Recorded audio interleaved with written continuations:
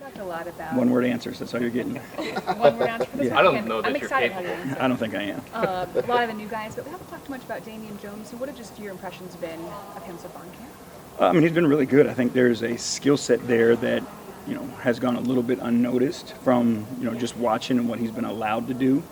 Like, he's a really good passer. You give him the ball at the elbow, and he can make the passes to the cutters. Obviously, he's really good in pick and roll. He's got, a ton of vertical spacing. He picks up things quickly. He's watching our defensive system. He protects the rim well. So, I mean, he's been a pleasant surprise for sure. How much do you anticipate Amani being with the NBA team versus the G League team, JB? I mean, we're still working that out. I think Amani's a special talent. It's going to be a matter of, obviously, opportunity. I would like for him to spend a lot of time with our group because I just feel like there's a lot of people in that locker room that can help guide him in the right way. Obviously, I trust our coaching staff here, but I trust Mike Garrity as well to help him develop and put him in situations to be successful and kind of stretch and test his limits.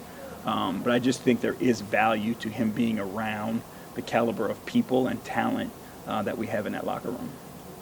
We've talked at length about the gravity that Max and George bring. How do you feel like that's going to help Isaac out on the offensive end? We know how much he can really cause havoc on cuts. Well, I think that's it, right? You're just clearing the paint for him to do his thing and be successful.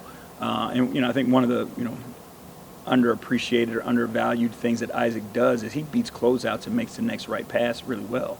So even when he gets to the paint, now you have that, Max or George or whoever on the backside, like he does a really good job of finding those guys. So people are going to tend to shift themselves towards those shooters and give him, angles. So even when the ball is moved to him, he can attack the paint either for the finish or make the next play also. I have a yes or no question for you. Thank you. Other than Ricky, obviously, was everybody able to practice today? No. Who was It's it? too late. You said no. You said yes or no. You said yes or no. Who was it? We gave some recovery days to a couple of guys.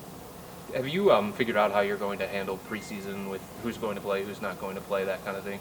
Yeah, we are, and we're going to try to get as many reps as we can. We will be strategic in the, we've got 20 guys, so we want to get guys, everybody an opportunity to play.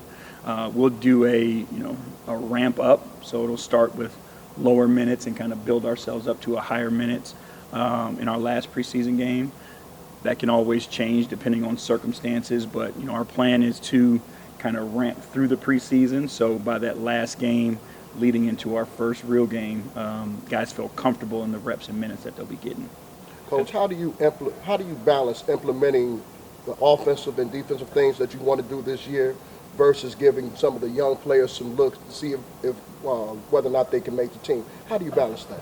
I think you teach them all, right? And you treat them all the same. We're fortunate enough here that we've got a lot of space, and we can use both of our courts so that everybody gets reps to learn and go through the execution and the implementation of things. And then, we have plenty of time to get into scrimmages and those types of things. And then again, the way we'll use and balance the preseason games to give them opportunity to get on the floor against other teams. So, again, fortunate to have this space.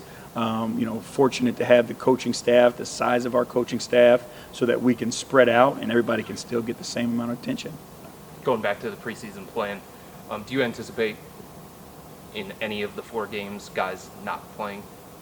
There is a possibility of that. Again, I'm watching, our minutes. I'm watching our bodies, how guys feel, how they respond the next day, and then we'll make decisions based on that. And I saw you over there talking to Max. What have you learned about Max, the person, not the player, the person, in the early days of training camp?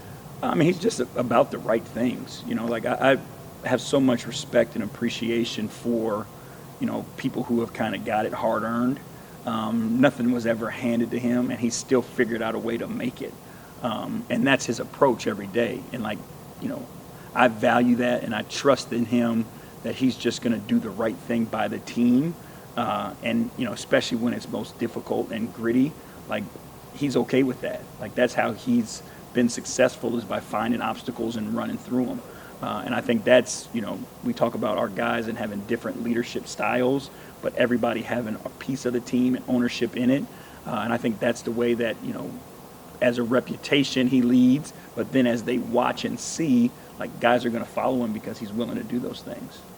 Coach, how important was it for you to have someone like Tristan Thompson, who has championship experience and other experience, be a mentor to some of your younger players? How important is that for you as a coach to have someone like that to be like another sounding board for your younger players? I mean, it makes my job easier.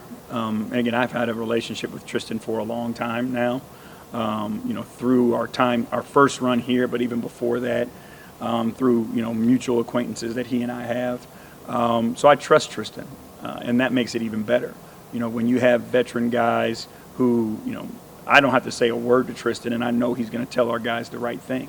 I know he's going to talk to them about being committed to winning, being committed to being selfless, being committed to doing all the little things and willing to, do the dirty things and win the scraps, because that's who Tristan is. And that hasn't changed. Like, I'm watching him out here in practice, and he's pushing our guys. He's going after boards and forcing people to hit him and creating contact and those types of things. So, he's just a guy that you can depend on. And, the guys respect him because of all that he's accomplished. But, I respect him, even more because I know how hard it is to do his job and then have a voice on top of it. JB, we've talked about Evan so much over the last couple of years. Tristan is calling him young Anthony Davis, right? Buck said HOF, Hall of Fame.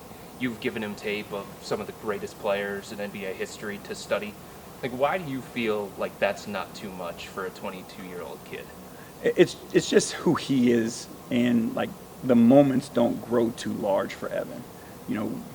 I know we do heap praise on him, but we have a bunch of behind-the-scene conversations to keep things in perspective. And, we don't allow things to get too grand in our conversations because we know there's steps that can't be skipped in order to get there, right? So you guys, media, ask us these types of questions about, the finished product, but our conversations are fixed on what do you have to do today? What do you do tomorrow, right? How do you help the team today? And then, you go through that process, and we believe in his talent, his skill set, and at the end of the day, that's when he's able to look back. But he doesn't have that, jump ahead mentality. Like, he's in it every single day because he knows he's got work to do, right, before he gets to all those things that we believe he can be.